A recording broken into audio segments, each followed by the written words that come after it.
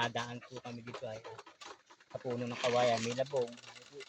Kung sino po nakakakilala dito sa labong nito, ito po, labong.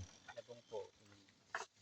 Ito po'y nakakain din po naman pag talagang pang-ulam po. So, yung labong ito, akin na po binabalatan. Sino po kung nakakakilala sa labong na ganito. Kung tawagin po namin itong punong ito ay puno ng tewanat. Ito po ang itsura ng kanyang laman. Ayan po. Ayan. Dalawa po. Meron po ang isa. Ayan po. Maigi rin po itong pang ulam. Pang binatan. Ayan po. Mga luto niyan. Yung mga nakakakilala po dito. Ito pa po isa.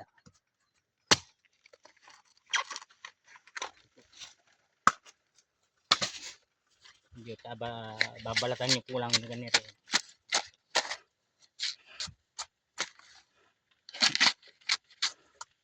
Napakasarap po na. Ginatan. Ito po yung mga katulad namin po magsasaka na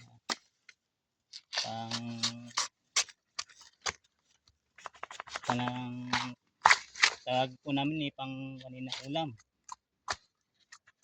Basta sariwa, basta't nakakain pong gulay.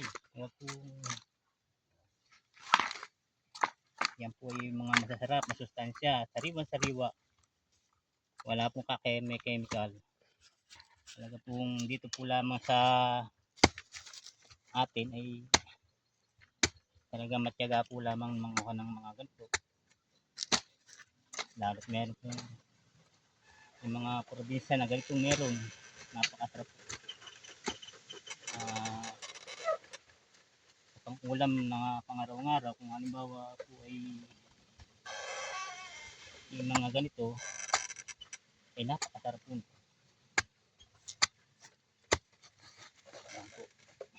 Ganito po ang paggagawa. Talupan lang po. Alam ko po sa ibang bansa na marami po sa atin sa Pilipinas meron din po naman. Alam po, kanya-kanya po tayo ng panlasa sa mga ganitong ito po, tatlo ang pangulam na po ng pamilya. Yan. Tapos po may tatlo po tayong ibon na nahuli pang dagdag. Ito po. Ayan. Okay na po yan. Pangkapunan namin. Hanggang dito po lang at ay pauwi na. Okay na.